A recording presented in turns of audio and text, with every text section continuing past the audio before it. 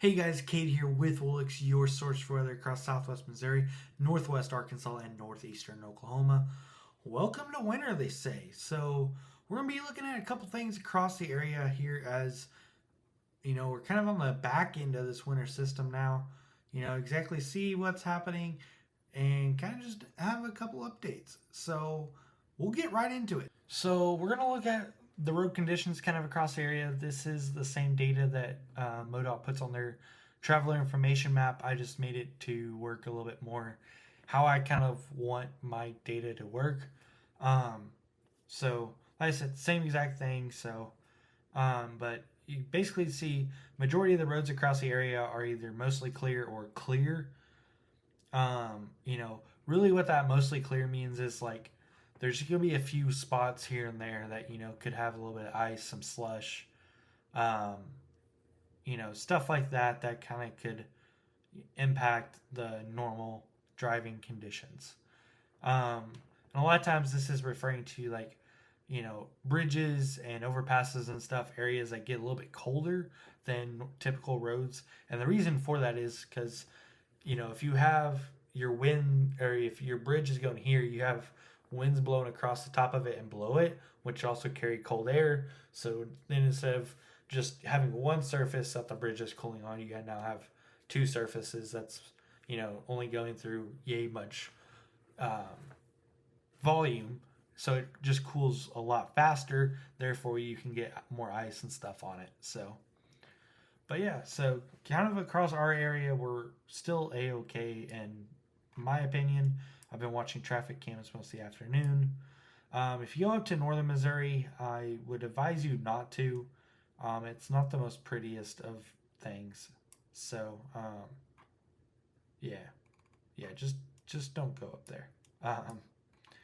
Just stay here and we'll be just fine. So, speaking of the MoDOT Traveler app, we're actually going to look at some traffic cameras real quick here. So, if we take a look over here and near Joplin, roads are pretty clear. Quite a bit of snow in like the medians, but overall, not anything that's, going to be too hazardous to, the normal, traffic's moving at a pretty normal click. If we look at radar real quick, you can kind of tell like there's some heavier snow kind of falling across Stone County, eventually back into Christian County and into Taney. So if we go, there's not really a whole lot of traffic cams down that direction, but there it looks like majority of the road's more wet than it is actually icing over. People are still moving at a fairly normal speed. That's really the first thing I look at, is how people are driving. That gives us a pretty good indication of what it could be. So as you can kind of see, there's quite a bit of water kind of on this ramp here.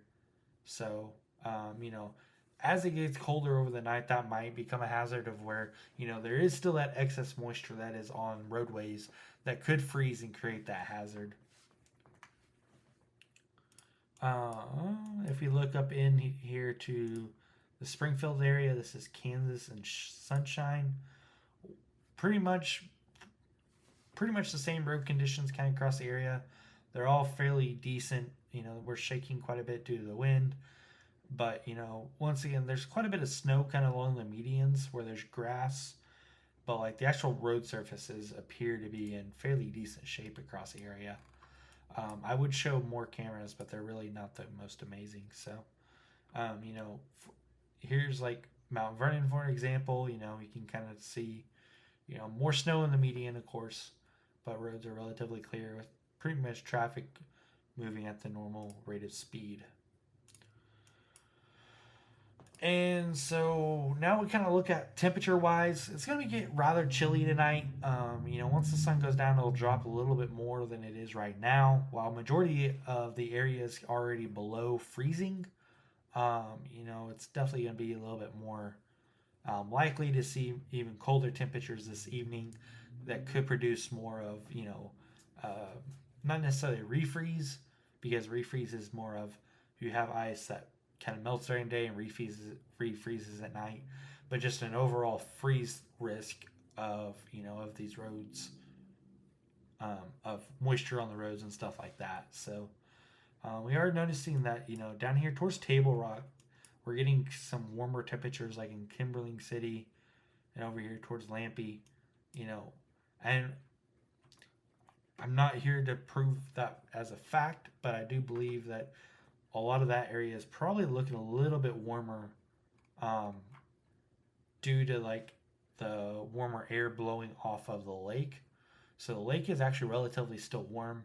I believe it's like around 50 ish. I think is the last time I looked. So, as the winds kind of blow off of it, it is blowing a little bit of warmer air. Not much warmer, maybe a degree or 2 degrees here. Not anything that's major. It's just, quick observation that I kind of noted there. But and then if we take a quick look at relative humidity, gives us kind of a good idea of where, you can kind of tell some. Trying to look and see if there was. Okay. We're kind of seeing some of, not necessarily drying out, but just a different change in some moisture. So, if you look back here in southeast Kansas, over towards Parsons, you got 75, 82%. Coffeyville's down to 69. South of Oswego is at 75. And as we kind of go this way, that moisture kind of increases. And this ties in fairly well to what we are seeing right here on the radar.